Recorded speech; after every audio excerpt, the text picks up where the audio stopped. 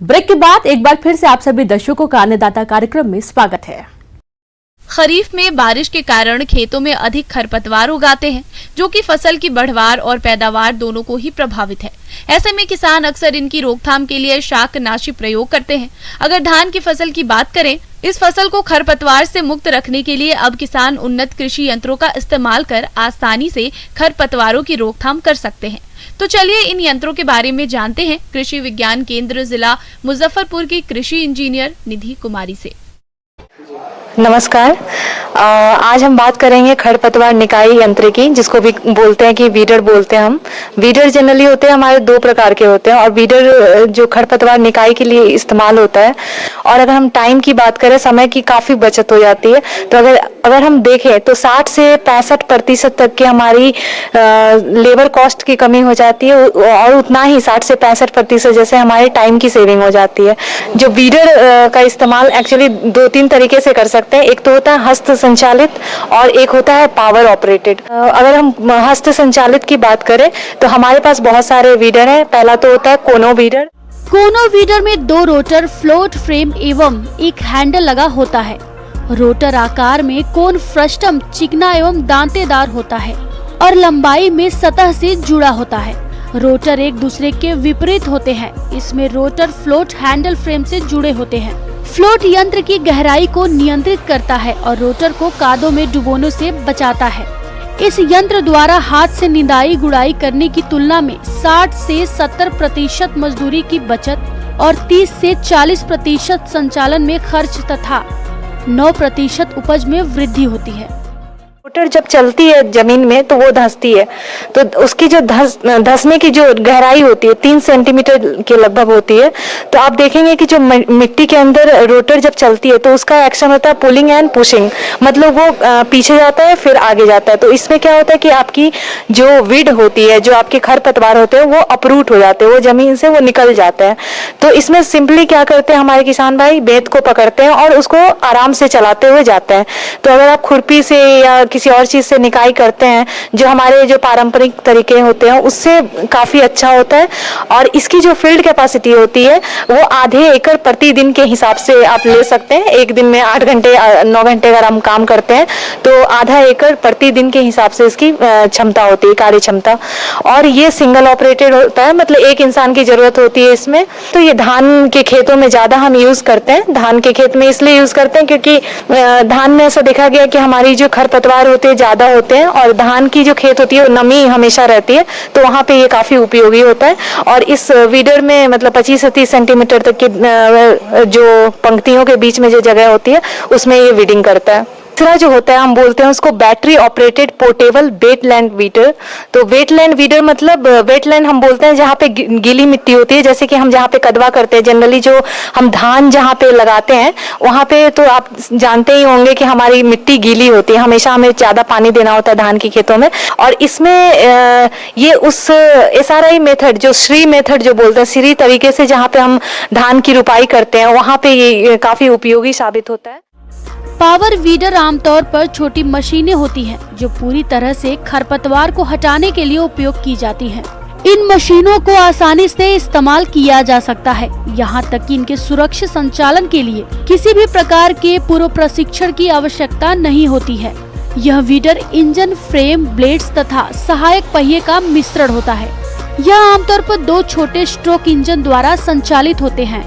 Engine का उपयोग weeder के सामने लगे ब्लेडों को घुमाने के लिए किया जाता है।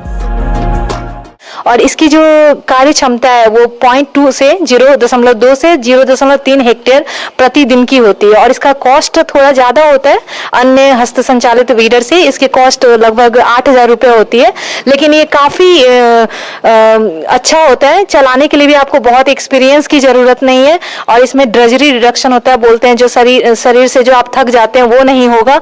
और इसकी इफिशियंसी काफी होती है, सबसे ज्यादा इफिशियंसी 95% तक की इसकी वीडिंग इफिशियंसी होती है। और इसका जो कॉस्ट होता है, जो लागत होती है, कॉस्ट ऑफ ऑपरेशन जो बोलते हैं, ये 625 रुपये प्रति हेक्टेयर होता है। तो इसमें टाइम की काफी बचत होती है। तो ये वीडर भी अच्छा है और 8,000 रुपए कुछ ज्यादा भी कीमत नहीं है, तो आप इस तरह के वीडर को भी आप अपना सकते हैं। मतलब बिहार सरकार और केंद्र सरकार दोनों की तरफ से आपको लगभग अगर आप सम्मिलित रूप से बात करें तो 50% तक की अनुदान राशि आपको मिल सकती है। तो पावर वीडर भी अच्छी है, लेकिन ये आप इस्तेमाल कर सकते हैं वैसे किसान के लिए ज्यादा अच्छा है जिनके पास खेतों की लैंड होल्डिंग ज्यादा है।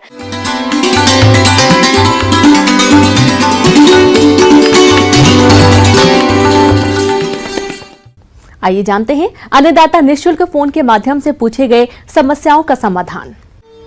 अन्नदाता निःशुल्क फोन संपर्क सेवा के माध्यम से पूछे गए प्रश्नों में से आज हमने जिस प्रश्न को कार्यक्रम में शामिल किया है उसे पूछा है ग्राम गोपालपुर, जिला समस्तीपुर के कृषक राकेश कुमार ने। ये गाजर घास खरपतवार के समेकित नियंत्रण के बारे में जानकारी चाहते हैं। तो राकेश कुमार जी, आपकी जानकारी के लिए प्रस्तुत है कार्यक्रम का ये अंश। किसान भाइयों नमस्कार। आज मैं आप लोगों को गाजर घास से खेतों में क्या क्या नुकसान होते हैं और उससे मनुष्यों में क्या दुष्प्रभाव होते हैं उसके बारे में बताने जा रही हूँ। गाजर घास का वैज्ञानिक नाम पार्थेनियम हिस्टेरोफोरस है। इसका पत्ता गाजर की तरह होता है, इसलिए इसको गाजर घास कहा जाता है। इसका दूसरा नाम चटक चांदनी, कांग्रेस घास, गांधी टोपी, इन सभी नामों के द्वारा भी इसको जाना जाता है। गाजर घास एक खरपतवार है जिसका वैज्ञानिक नाम पार्थेनियम हिस्टेरोफोरस है। यह खरपतवार कंपोजिटिक कुल की होती है और गाजर के पौधे जैसी दिखती है। इसे कैरेट ग्रास, कांग्रेस ग्रास और क्षेत्रीय भाषा में सफेद टोपी, चटक चांदनी आदि नामों से भी जाना जाता है। ये एक वर्षीय शाकीय पौधा है जिसकी लंबाई लगभग 1 से 1.5 मीटर तक हो सकती है।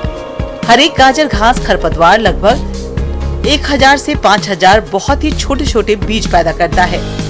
वैसे तो यह घास हर तरह के वातावरण में उग जाती है, मगर नम और छायादार स्थानों पर अधिक तेजी से उगती है।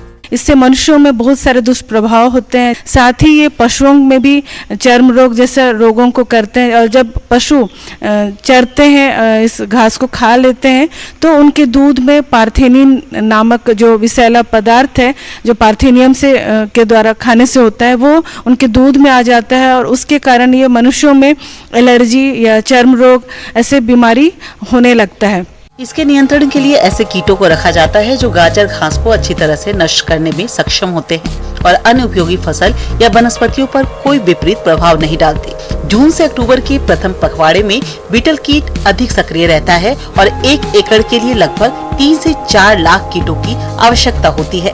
केशिया, टोरा, गेंदा, ट्रोफेशिया, परपुरिया, जंगली, चलाई जैसे कुछ पौधों की बुवाई मानसून से पहले अप्रैल मई में करने से गाजर घास ग्रसित क्षेत्र का प्रसारण कम होने लगता है। और इसलिए इस घास को नियंत्रित करना चाहिए और कोशिश रहना चाहिए कि फूल आने से पहले ही इस घास का नियंत्रण कर दें, क्योंकि फूल आने से फूल में भी इसमें अंकुरण की काफ़ी क्षमता होती है। वो जब मैच्योर या जब तक पूरे तैयार नहीं होते हैं फिर भी ये फूल अंकुरण हो जाते हैं और एक पौधा से करीब करीब 25,000 पौधे बन सकते हैं। इसलिए यही कारण है कि इतनी ज़्यादा मात्रा में फैलते जा रहा है और पूरे गाँवों में, देहातों में या फिर खेतों में भी ये अपना पैर पसार रहा है। तो कोशिश करना चाहिए कि पौधे को हाथ में दस्ताना पहन करके उखाड़े या फिर बहुत ज़्यादा है तो रसायन का भी प्रयोग कर सकते हैं। इसके लिए हम ये ग्लाइफोसेट जैसे दवा है उसको वैसे रसायन का प्रयोग करें जो 0.5 से लेके 0.5 से लेकर के 1 किलो प्रति हेक्टेयर के हिसाब से, यानी कि करीब करीब 5 मिलीलीटर प्रति लीटर पानी के हिसाब से घोल बना करके आप छिड़काव कर सकते हैं। एक विकल्प सोचा गया कि अगर गाजर घास से खाद बनाया जाए तो इसका उपयोग भी होगा और पर्यावरण में सुरक्षा भी होगी। तो हम इसके खाद बना करके भी हमारे खेतों को इस घास से बचा सकते हैं, क्योंकि ये जो गाजर घास से खाद बनता है इसका कंपोस्ट में जो मुख्य पोषक तत्वों की जो मात्रा होती है वो गोबर खाद से दुगुनी होती है या फिर केचुआ खाद में जितनी पोषक तत्व की मात्रा होती है करीब करीब उतनी ही होती है। एक नजर डालते हैं राज्य के कुछ मंडियों के प्रमुख फसलों के बाजार भाव पर।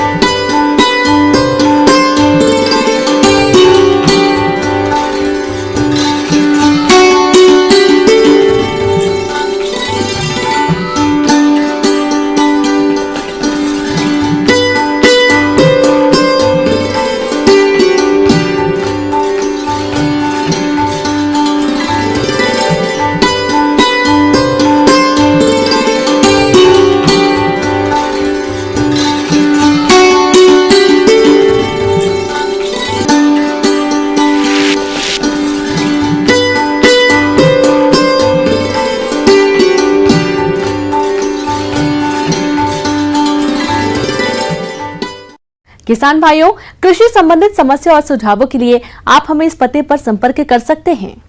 प्रोड्यूसर अन्नदाता news 18 Bihar Jharkhand, Ramoji film city Hyderabad 501512। साथ ही आप हमें ईमेल भी कर सकते हैं। हमारा ईमेल है p18annadatabihar@nw18.com। इसके अतिरिक्त आप हमें निःशुल्क हेल्पलाइन नंबर 1800889216 3 पर सोमवार से शनिवार सुबह 10 बजे से शाम 4 बजे के बीच